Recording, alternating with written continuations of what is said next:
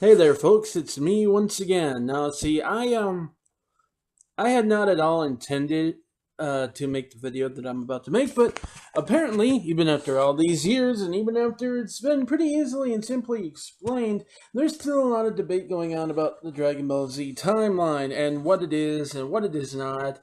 And there are people who even still think that it's, I kid you not, plot holes everywhere in there because they assume that everything is a linear point in time. Therefore, when Cell killed Trunks, Trunks should not have been able to go back in time, or when Trunks won, he should not. It's weird. I don't get the logic behind the plot hole thing, but I'm not really going to address that. My point is that to this day, there are people who sit there arguing about what the timeline is or is not, what it has to be, what it can't be, etc., etc. There are debates as to how many timelines there are, and I'm going to tell you there's basically an infinite number of timelines in Dragon Ball, but none of them are relevant save for three. The reason being is that the flow of time in Dragon Ball is very similar in terms of a concept of branching paths. You'll have one tipping point, as it were, a key event, and from there, several outcomes can branch off of that will result in varying timelines, varying courses of events that would follow. And there is a going theory that those could, in fact, exist each in their own pocket universe, sort of a separate reality, so to speak. Now, going from there, let's just take a look at where it all started. Frieza arrives. Now, in one timeline, Goku dies. Heart virus goes Super Saiyan, it kicks in, and you wind up in Trunks' future. Now, from there, Trunks intervenes, goes back to when Frieza arrives. This then has him coming back. And from coming back,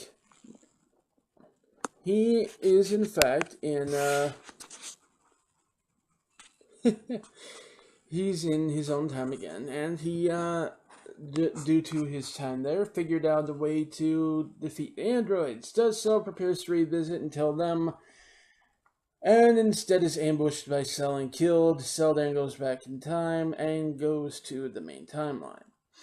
Now, alternately, Trunks intervenes and comes back in the 3 years without having done anything in the past. Just skips right there.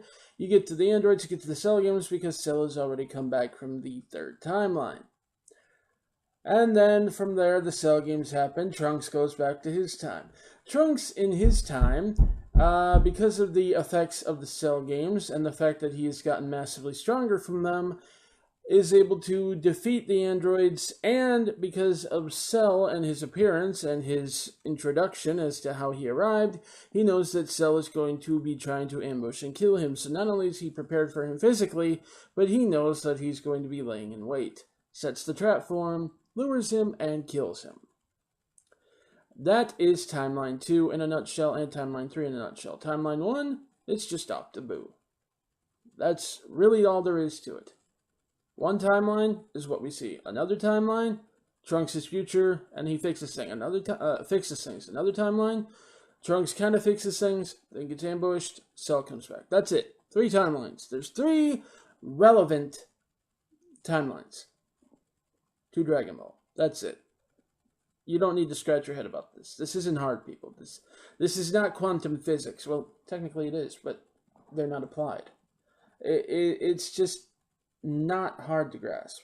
And hopefully this handy little chart that I provided here will finally help explain some of that to those of you who seem to have a hard time grasping that. At any rate, that's it for tonight, and I will catch you guys later and hopefully find fewer things to facepalm about. See ya.